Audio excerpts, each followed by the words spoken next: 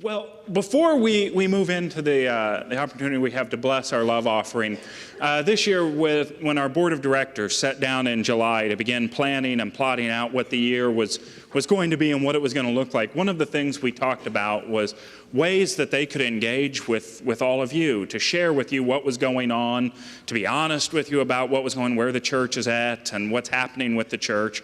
And so, with that in mind, I would like to invite our board president, Tom McNamara, and our board treasurer, Alan Carl, up to the platform.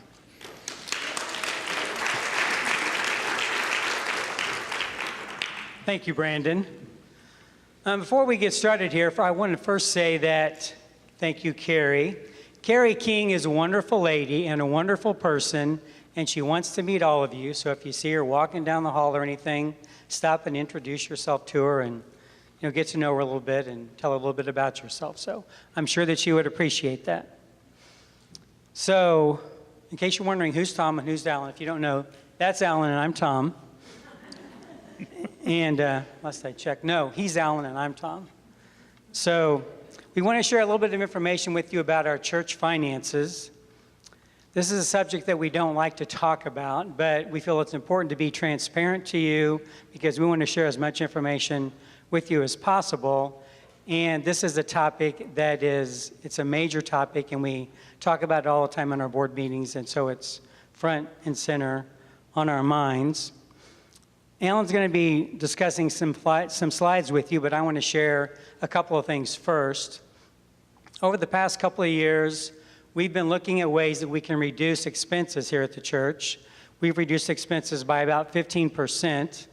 Some recent examples are we're in the process of refinancing our mortgage, which is going to reduce our expenses by about $1,000 a month. Jane Sauvé, our business manager, renegotiated the lease on our copy machine, and that's going to save us about $1,000 a month. We are securing sponsors for some of the other expenses like water and Kleenexes and cough drops. We're going to continue to do that. And we're also looking for ways to increase attendance and to increase what we're taking in here at the church. So those are a few, but we need to do more. We've had 3 U.S. savings bonds that were kind of like locked in our vault in Jane's office, and she's the only one that had the key. And we've had them for over 20 years. Well, last month we had to cash in one of those savings bonds, and there is a concern that we're going to have to cash in another one here within the next few weeks. We've had those savings bonds, like I say, for 20 years, and so something that we didn't want to do, but we reached a point to where we had to do it. So right now I'm going to turn this over to Alan, and he's going to show you some more information about what's going on with our finances. Those of you who know me know that almost above everything, I love to laugh. I love to show happiness. I love to be in a group that's smiling and enjoying each other together, even if I have to be the ornery one, which I've been called more than once. But I just love that. And I love that about this community, that we can all do it together. Today I have to put that aside because it's my responsibility to share as I make the commitment to do so on a regular basis going forward, but to share that we're in a bit of a pinch. No, that's wrong. We're in a tight pinch. If I could have the first slide. We have monthly expenses, as Tom said, that we're trying to reduce everywhere we can. That includes everything from the janitorial staff to toilet paper and everything in between. And those expenses together, which I'm going to share in detail with you in a few minutes, is average $88,000 a month. That includes the mortgage, et cetera. Our average income over the past several months has been $77,000. You can see where the difference is. It's pretty obvious. And that's why we're, for the first time, dipping into our deep reserves. Could I have the next slide? This tells you where the money goes. We have payroll of $43,000 a month, which includes about a third of the staff on part-time, including our new associate minister. We want desperately to change that so they can all do the things that they want to do for this community. There's so many ideas this phenomenal staff has, we just can't do right now. Our mortgage is $11,500 per month. That's going to reduce a little bit, and we've also made this move to help, well, to lock in our 4% mortgage rate for another 5 years.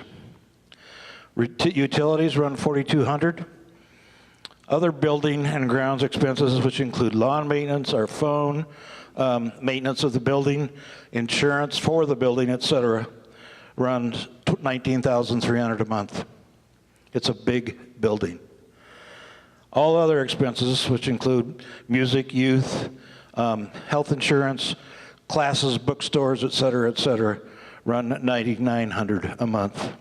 That's where the $88,000 average expense goes.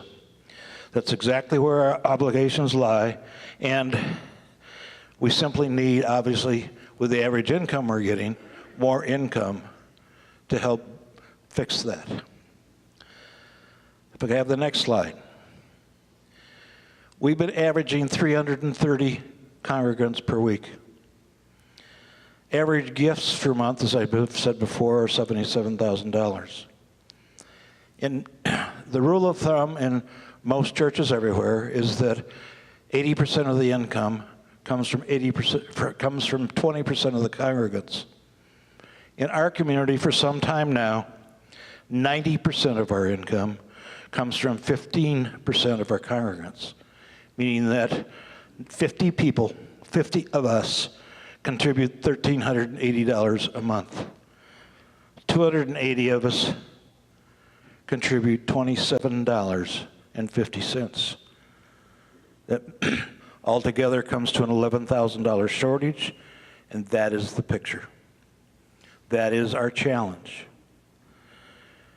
Right now, the next slide.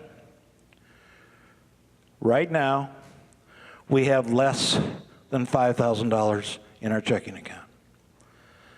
And Friday, Jane Sauvé wrote $4,600 to cover bills that are due now. If you didn't know, Jane Sauvé is a genius at making a penny squeak before it leaves here. But having said that, we still have obligations we have to meet every single month. Facing that $5,000, or much less than that amount, we have coming up in the next 9 days, payroll of $17,000, October 1 payments of health insurance for $5,200, Kansas City Power and Light of $5,000, and our mortgage of $11,500. That's why, given the income we have right now, we're going to have to cash the second of our 3 bonds to cover what's coming up.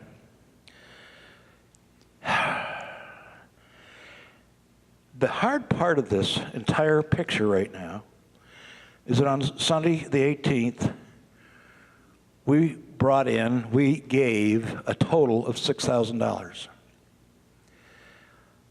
For as long as I can remember, just go back to the first of the year, we on average brought in $13,000 to $15,000 a week. All of a sudden it's dropped to $6,000.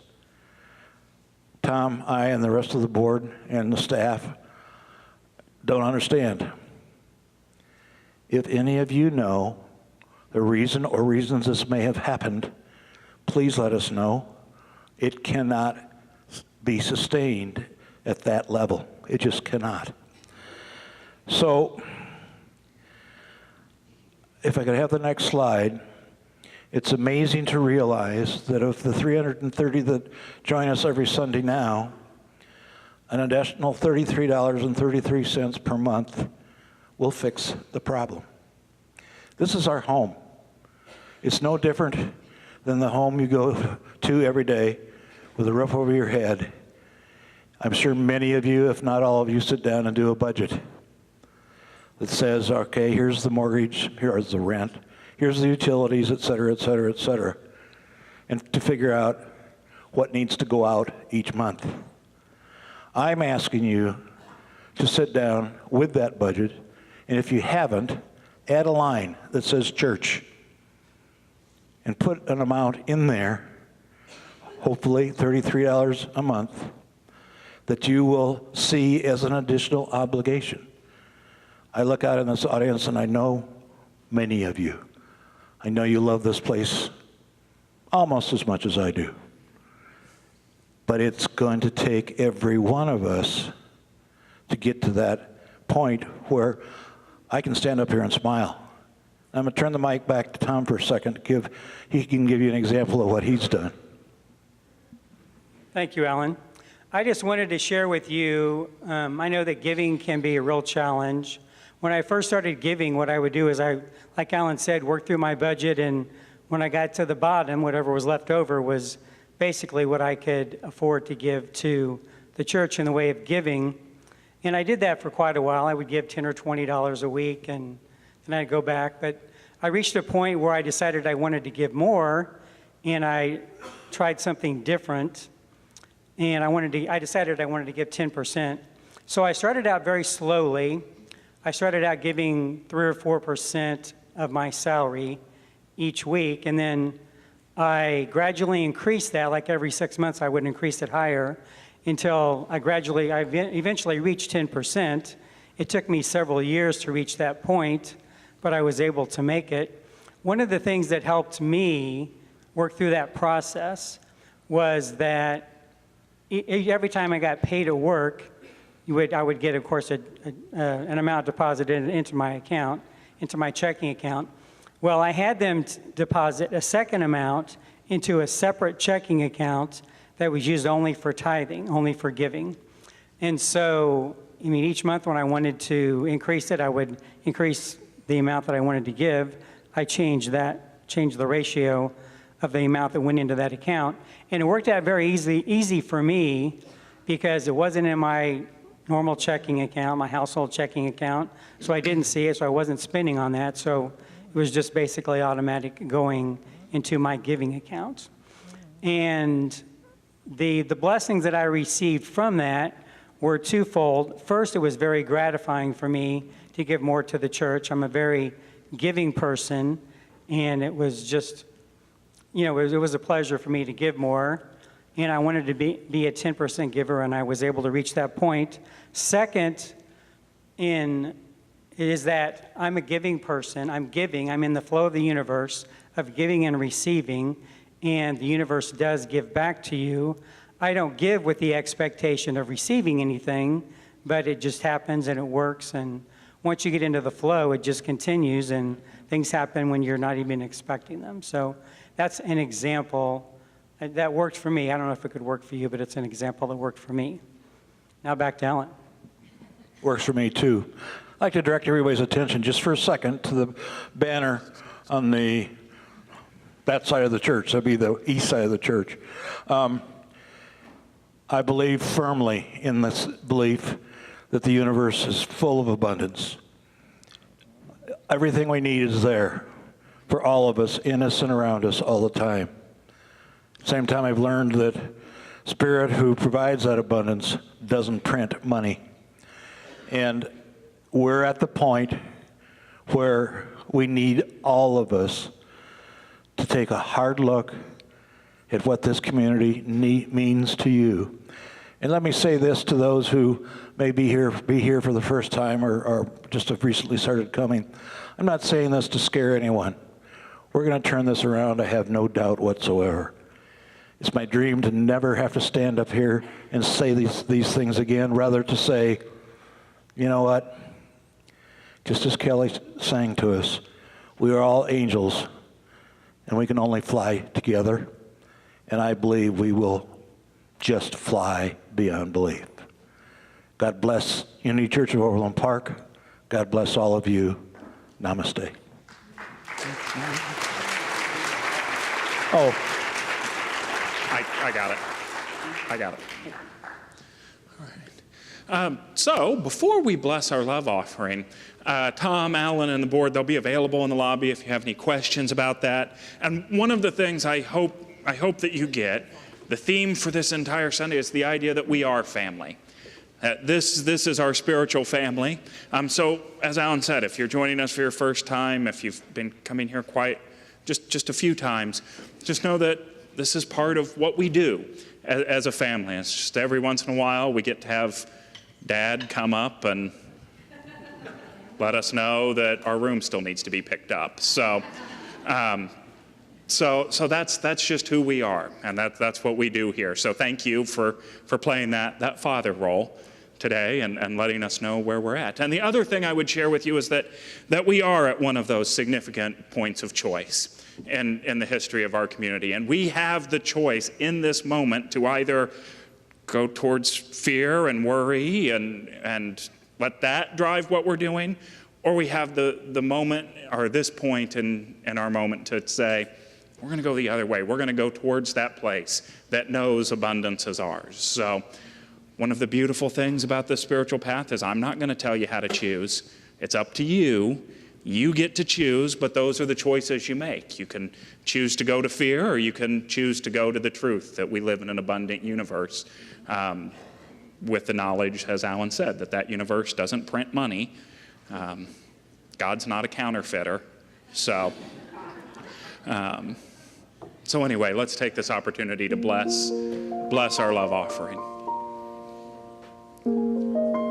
And whether you're giving as the bag comes by, or you'll be using the kiosk or the text to give line, the numbers behind me on the screen, we just hold that intention for what it is that we'll be giving.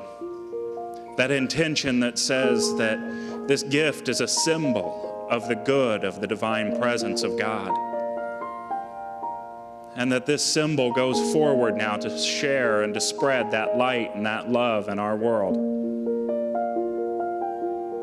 And so as we take part of this activity, this ritual of releasing, we affirm in this moment that same good, that same divine light and love radiates back to us. Knowing that we can't outgive God, we give joyfully, we give gratefully, and we are open to receive the many blessings that are ours. And for that, we say, thank you, God. Amen.